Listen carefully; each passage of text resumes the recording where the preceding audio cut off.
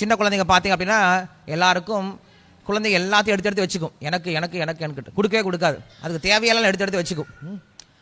கொஞ்சம் பெரியவங்க ஆக ஆக நான் புரிஞ்சுக்கிறோம், இது எனக்கு தேவையில்லை போல இருக்கே, கொடுத்தலாம் போல இருக்கே அப்படின்னு கொடுக்க ஆரம்பிச்சிருவாங்க. என் குழந்தையெல்லாம் பார்த்தோம் அப்படின்னா அவகிட்ட 300 பென்சில் இருக்குது.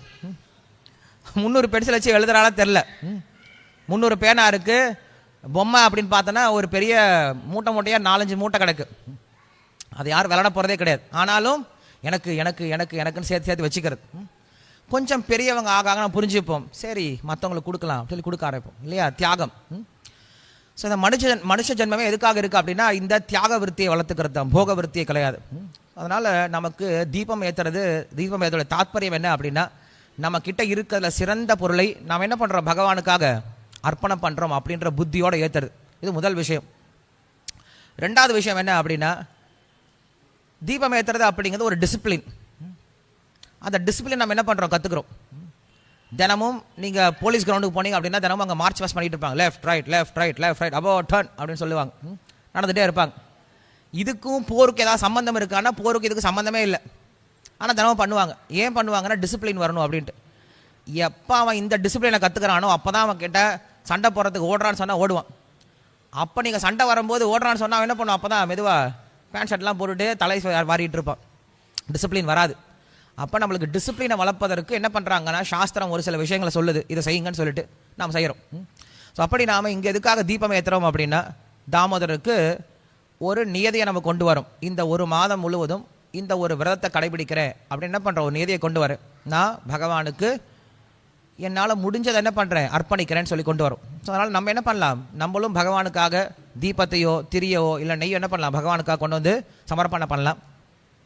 ஸோ என்ன நடக்குது அப்படின்னா வர அக்டோபர் 20 ஒரு பெரிய ஃபெஸ்டிவல் நடக்க போகுது. என்ன ஃபெஸ்டிவல் நடக்க போகுது, தீபாவளி இல்லையா? ஸோ தீபாவளியோட தாத்பரியம் என்ன அப்படின்னா ஸ்ரீமத் பாகவத்தில் சொல்லப்படுது. தீபாவளி அன்னைக்கு காலையில் யசோதாமா என்ன பண்ணுறாங்க அப்படின்னா நல்லா ஃப்ரெஷ்ஷாக குளிச்சுட்டு நல்லா ட்ரெஸ் பண்ணிட்டு தலை நிறைய பூவெல்லாம் வச்சுக்கிட்டு என்ன பண்ணுறாங்க, கிருஷ்ணனுடைய புகழை பாடிக்கிட்டு மோர் கடையை ஆரம்பிக்கிறாங்களாம். மோர் கடைஞ்சிக்கிட்டே இருக்காங்க. பெரிய பானை அவங்ககிட்ட இருக்குது, பெரிய மத்து இருக்குது, அதை கடைஞ்சிக்கிட்டே இருக்காங்க. யசோதையும் நல்லா பெரிய பெரிய ஆக்கிருத்தியாக இருப்பாளாம். நிறைய வெண்ணெய் சாப்பிட்றாங்கல்ல, நல்லா ஸ்டவுட் நல்லா பெரிய ஆக்கிருத்தியாக இருப்பாளாம். என்ன பண்ணுறா, வெண்ணெயை அழகாக கடைய ஆரம்பிக்கிறா. கடைஞ்சிக்கிட்டே கிருஷ்ணனுடைய புகழெல்லாம் பாடிக்கிட்டு இருக்கா. கிருஷ்ணர் அங்கே உள்ள தூங்கிட்டு இருக்கார். தூங்கிட்டு இருந்த கிருஷ்ணர் வந்து யசோதையனுடைய கானத்தை கேட்டு எந்திரிக்கிறார். நம்மள மாதிரி கிடையாது. ஏய் காலைல எந்திரிக்கிறியா இல்லையா, தூங்கிட்டே இருக்க, ஸ்கூலுக்கு டைம் ஆச்சு, ஓடு எந்திரிச்சு ஓடு, குளிக்கிறியா இல்லையா அப்படின்னு சொல்லிட்டு காலையில் திட்டி எழுப்ப வேண்டிய அவசியம்லாம் கிடையாது. கிருஷ்ணன் ரொம்ப செல்ல குழந்தை இல்லையா? அதனால கிருஷ்ணன்லாம் படு தூங்கிட்டு இருக்கார். யசோதையும் ரொம்ப அன்பாக இருப்பா இல்லையா? அதனால் என்ன பண்ணுறாரு, அன்பாக பாடுறாரு. அந்த பாட்டை கேட்டுக்கிட்டே எந்திரிக்கிறாராம் கிருஷ்ணர். கிருஷ்ணர் எந்திரிச்ச உடனே பசிக்க ஆரம்பிச்சிருது. உடனே என்ன பண்ணுறாரு அப்படின்னா கிடுகிடுன்ட்டு யசோதை பக்கத்தில் வரார். யசோதையினுடைய முதுகு பக்கத்தில் வந்து முதுகு பக்கமாக கட்டி பிடிச்சிக்கிறார். பிடிச்சோடனே யசோதாம்மா பின்னாடி திரும்பி திரும்பி பார்த்து கிருஷ்ணருக்கு முத்தம் கொடுத்துட்டு என்ன பண்ணுறா, கிருஷ்ணருடைய பாடலை பாடிக்கிட்டு தண்ணி தயிரை கடைச்சிட்டு இருக்கா. அப்போ கிருஷ்ணர் கேட்குறாரு, அம்மா பசிக்குதுமா, பால் வேணுமா அப்படின்னு கேட்குறா. சரி குழந்தை கேட்குறான்னு சொல்லிட்டு அந்த குழந்தைய பார்த்த உடனே யசோதனுடைய மடியில் பால் சுரக்க ஆரம்பிச்சது அன்புனால. யசோதை என்ன பண்ணுறா, கிருஷ்ணரை தன்னுடைய மடியில் படுக்க வச்சுட்டு பாலை கொடுத்துட்ருக்கா. அப்போ தயிரும் கடைச்சிட்டு இருக்கா, பாலும் கொடுத்துட்ருக்கா. அப்போ என்ன ஆகுதுன்னா அவங்க வீட்டு சமையல் அறையில் ஒரு பாத்திரத்தில் பால் வச்சுருக்காளாம். பால் காய்ச்சிக்கிட்டு இருக்கா. அந்த பால் யாருக்கு தான், கிருஷ்ணருக்கு தான் பால் காய்ச்சிட்டு இருக்கா. அந்த பாலுக்கு கோவம் வந்துருச்சான். என்ன கோவம் வந்துருச்சு தெரியுமா, யசோதா கிட்டேயே கிருஷ்ணர் எல்லா பாலையும் குடிச்சிடுவான், என்ன குடிக்க மாட்டான் போல இருக்கே கிருஷ்ணன், இன்னைக்கு நான் வேஸ்ட்டு, நான் பிறந்ததே இன்னைக்கு வாழ்க்கையில் வேஸ்ட்டு, நான் செத்தா பரவாயில்லன்னு சொல்லிட்டு தற்கொலை பண்ணிக்க முயற்சி பண்ணதான் அந்த பால். அந்த பால் என்ன பண்ணுது, பானையிலிருந்து பொங்கி நெருப்பில் விழுந்து தற்கொலை பண்ணிக்கலான்னு பொங்க வருதான். யசோதைக்கு தெரியும் இல்லையா, அதுவும் பக்தை இல்லையா? ஏன்னா ஆன்மீக உலகத்தில் எல்லாத்துக்கும் உணர்வு இருக்குது. இந்த உலகத்தில் ஜீவாத்மாக்கு மட்டும்தான் உணர்வு இருக்குது, வேறு எதுக்கு உணர்வு கிடையாது. ஆனால் ஆன்மீக உலகத்தில் எல்லாத்துக்கும் உணர்வு இருக்குது. எதற்கெல்லாம் உணர்வு இருக்குது, பகவானுடைய மயில் இறகுகள் ஆரம்பித்து பகவானுடைய பாத தூசி வரைக்கும் எல்லாத்துக்கும் என்ன இருக்காங்க, உணர்வு இருக்குது. எல்லாம் பக்தர்கள் தான். அப்போ பால் வடிவில் இருக்கக்கூடிய அந்த பக்தை யோசிக்கிறானா, கிருஷ்ணர் குடிக்காத நான் எதுக்கு உயிரோடு இருக்கணும், நான் என்னை என்ன சொல்கிறது மறித்துக் கொள்கிறேன் அப்படின்னு சொல்லிட்டு சூசைட் பண்ணிக்கிற அட்டம்ப்ட்டுக்கு முடிவு பண்ணிட்டாங்க. பால் பொங்கி வருது நெருப்பில் உழுவலான்னு சொல்லிட்டு. யசோதை பார்த்துட்டா, ஐயோ ஒரு பக்தன் தேவையில்லாமல் சூசைட் பண்ணிக்கிறானேன்னு சொல்லிட்டு என்ன பண்ணுறா, கிருஷ்ணரை டபக்குன்னு கீழே இறக்கி வச்சுட்டு குடு குடுன்னு ஓடி வரான். ஏன்னா அவங்க வீட்டில் பாலாக குறைச்சல், அவங்க வீட்டில் 4 லட்சம் மாடு இருக்கா, நிறைய பால் கிடைக்கும். ஏன் அந்த பால் ஒரு 1/2 லிட்டரு போனால் என்ன போச்சு அப்படின்னு நினைக்கிறான் கிருஷ்ணன். ஆனால் யசோதா அப்படி நினைக்கல. ஒரு பக்தை வீணாக போயிடுவாள்னு சொல்லிட்டு ஓடி வந்து இந்த பாலை இறக்கிட்டு திரும்ப வரா. வந்து பார்த்தா கிருஷ்ணருக்கு பயங்கரமான கோபம். நான் குடிச்சிக்கிட்டு இருக்கும்போது என்னுடைய ஆனந்தத்தை நீ தடுப்பையா, எப்படி நீ தடுக்கலாம் அப்படின்னு சொல்லிட்டு, சின்ன குழந்தைங்க எப்பயும் அப்படி தான் இருப்பாங்க. ஏண்டா சோட்டா அப்படி தானே, ஏதாவது அவன் சோட்டா சாப்பிட்டுட்டு இருக்கான், சாக்லேட் சாப்பிட்டுட்டு இருக்கான், திடீர்னு அவங்க அம்மா வந்து போதுண்ணா நீயே எல்லாம் சாப்பிட்டுட்டு இருந்தா ஏடா அவங்க அண்ணன் என்னடா கொடுக்குறது, அவன் நிறையா சாப்பிட வேண்டான்னு சொல்லி பிடுங்கண்ணா அப்படின்னா சோட்டா என்ன பண்ண உடனே ஓ இப்படின்னு கத்த ஆரம்பிச்சிருவான் இல்லையா.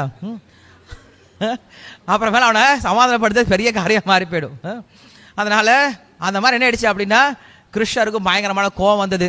கோவம் வந்து என்ன பண்ணாரு, அந்த மத்தையை எடுத்தார். எடுத்து பெரிய பானை இருந்தது இல்லையா, பானையை டம்முன்னு ஒரு உடைச்சார். உடைச்ச உடனே மோரெல்லாம் கீழே கொட்டுது. கடைசியில் அது என்ன வந்தது, வெண்ணெய் மட்டும் திரண்டு இருந்தது இல்லையா, அந்த வெண்ணெயை மட்டும் கையில் தூக்குனார். குடு குடு குடுன்னு ஓடியே போயிட்டார். ஓடி போய் ஒரு உரல் மேலே ஏறி கம்முன்னு உட்காந்துட்டார். உட்காந்துட்டு ஒரு கையில் வெண்ணெய், ஒரு கையில் கையை போட்டு கசக்கிட்டே இருக்கார். யசோதை வந்து பார்க்குறா. வந்து பார்த்தா பானை உடஞ்சி கிடக்கு, வெண்ணெயே காணோம். இந்த பையன் எங்கே போனாலும் தெரியல. தினமும் இவன் இப்படியாவது சுட்டி பண்ணிட்டு இருக்கான், இன்னைக்கு அவனை விடுறதா கிடையாது, இவனுக்கு இன்னைக்கு நான் பாடம் புகட்டணும் அப்படின்னு சொல்லிட்டு யசோதை நினைக்கிறா. ஏ கிருஷ்ணா எங்கடா இருக்க, கிருஷ்ணா எங்கடா இருக்க அப்படின்னு சொல்லி கேட்டே வரா. கிருஷ்ணன் கம்முன்னு இருக்கான், சத்தம் போடாமல் இருக்கான். பக்கத்தில் ஒரு பூனை மியாவுன்னு வருது. ஐயோ பூனை சத்தம் போடுதே, கிருஷ்ணர் இங்கே இருக்கான்னு தெரிஞ்சு போயிடுவேன்னு சொல்லிட்டு வெண்ணெயை உருட்டி பூனைக்கு கொடுத்தா. பூனை வெண்ணெய் சாப்பிடுது. சைடில் பார்த்தா கொரக்கொர அப்படின்னு சொல்லிட்டு குரங்கு வந்து நிற்குது. குரங்கு சத்தம் போட்டால் எங்கடா கேட்குவேன்னு சொல்லிட்டு குரங்கு கொஞ்சம் வெண்ணெயை கொடுத்தான். குரங்கு வெண்ணெயை சாப்பிட்டுட்டு இருக்கு.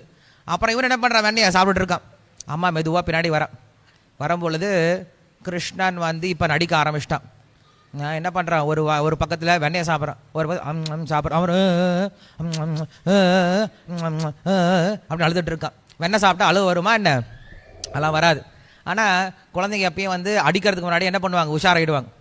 ஹேன்னு கை தூக்கினா போதும் அடிப்பாளுங்க. சரி சரி சரி சரி சரி சரி அப்படின்னு சமாதானப்படுத்துறோம்ல, அது போல் கிருஷ்ணர் வந்து என்ன பண்ணுறான், அழுக ஆரம்பிச்சிட்டான். பின்னாடி இப்படி இப்படி பார்த்துட்டே இருக்கான், யாரா வராங்களான்ட்டு.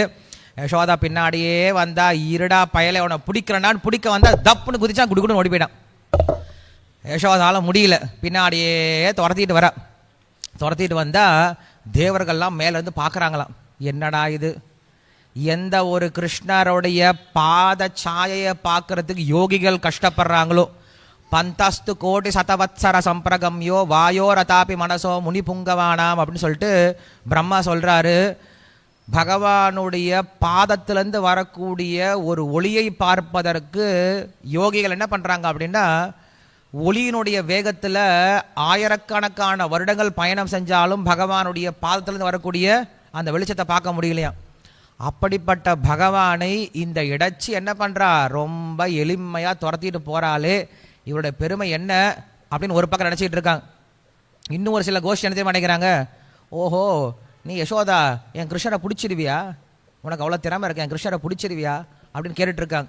அவன் கேட்டுகிட்டே இருந்தாங்க, இவன் பிடிச்சிட்டா. பிடிச்சி தூக்கிட்டு வந்தால் கிருஷ்ணரை சுற்றி இப்போ கூட்டம் சேர்ந்துடுச்சு. எல்லா கோபியர்களுக்கும் நியூஸ் பரவிடுச்சு. டெலகிராமில், வாட்ஸ்அப்பில் எல்லாத்துலேயும் ஸ்டேட்டஸ் போட்டாங்க. கிருஷ்ணர் அகப்பட்டான் அப்படின்னு சொல்லிட்டு ஸ்டேட்டஸ் போட்டாங்க.